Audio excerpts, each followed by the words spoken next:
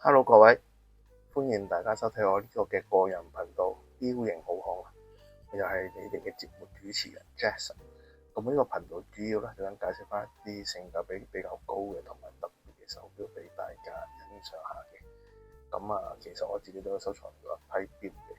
咁我依家睇下喺呢一個兜度介紹翻，我想今日介紹一隻錶啦，就係呢一隻藍鏈。咁大家睇就知道呢隻咩錶啦，就係精工嘅 Sport 5 SRPJ 45K1。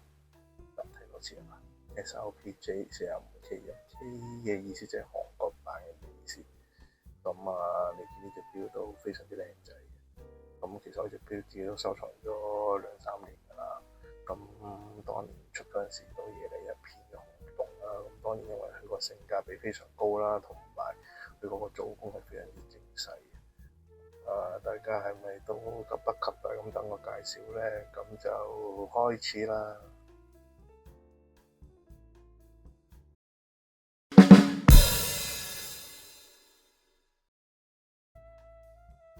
好，大家俾個 close up 俾大家睇睇先啊。係咪好 close up 咧？另外睇下呢班隻錶嘅 size 啦，就係呢個42.5mm 嘅。一般男士嘅 Sport 5精工手錶你要睇住啦。轉翻個圈俾大家睇睇啦，非常之順滑啦。轉翻個三角形對三角形位啦，就係12點位呢個位置，對翻俾大家睇。咁另外咧，厚度幾多咧？一般啦嘅厚度啦，都係345mm啦。兩邊都係拋光啦。做翻個令面嘅效果俾大家睇啦。另外個機芯啦，機芯就正啦，就係呢一個咧叫做精工嘅 4R36G 盾陀。特別之處就係見到咧個機錶殼裏邊係半透明，見到個機芯喺度喐動。盡量俾大家睇翻啦，如果睇唔到嘅話，希望啦睇到啊。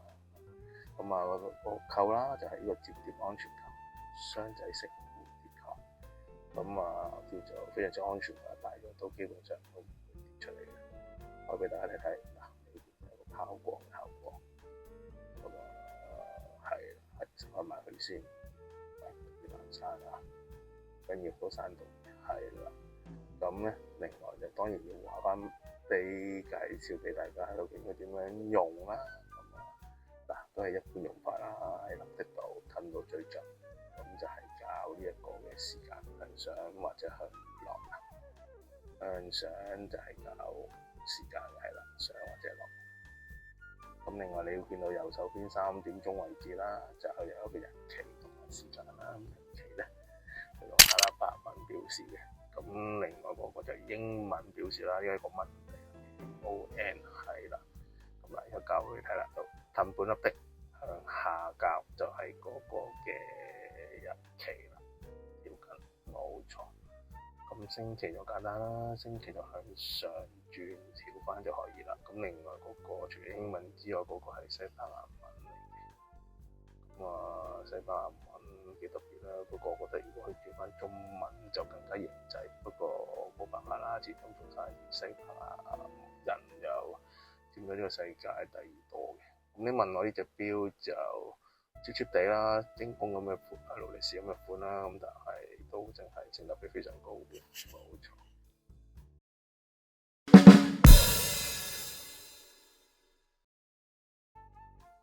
好，又係我做呢個 model 嘅時間，帶隻錶俾大家睇睇啦。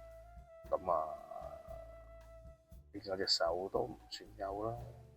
大陸佢呢隻錶42.5mm嘅呢個 size，OK 嘅。重量165克就絕對唔係重啦。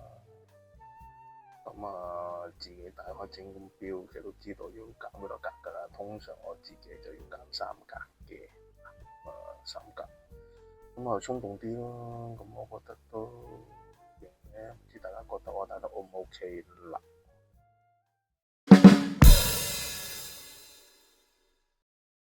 好啦，而家熄咗燈咧，俾大家睇翻呢個夜光嘅效果。你會見到咧12點呢個倒三角形位啦，6點同埋9點個交廊位都見到個夜光嘅效果都幾突出。特別我中意佢個秒針嘅嗰個尾嗰度咧，會隨住呢個秒針嘅轉動咧，而見到個圈喺度轉動。咁啊夜晚睇落去咧，我覺得係非常之正鬥嘅。不過美中不足嘅地方就好明顯見到，就係個標圈咧係冇呢個夜光嘅效果。不過我覺得講真，千零蚊咁如果做到，咁就係普通嚟都做唔到，我覺得大家都會收貨有餘啦。唔知大家點樣睇咧？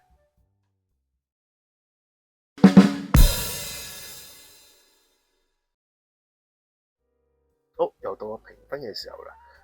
大家睇完我介紹呢一隻精工嘅 SRP-J45 之後，係咪都好有興趣想買翻隻翻屋企俾自己帶嚟？咁其實都仲有隻姊妹錶嘅啡色面嘅，就右手邊閃下呢隻。咁如果大家有興趣，都可以上翻去個官網睇翻。咁其實你問我今次呢一隻錶基本上都冇得輸㗎啦。咁嘅價錢千零蚊，咁自動錶有埋日曆，有埋星期，仲有個咁別自己個錶面。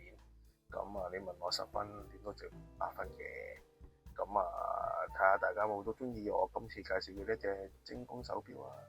如果大家都中意我呢條片嘅，都希望可以 share 俾你身邊嘅朋友啊，like 我呢一套片啦，同埋可以撳翻個鐘仔，你哋每一個嘅 share 或者 like 都係我拍片嘅原動力嚟嘅。到 next time 啦，see you guys，拜拜。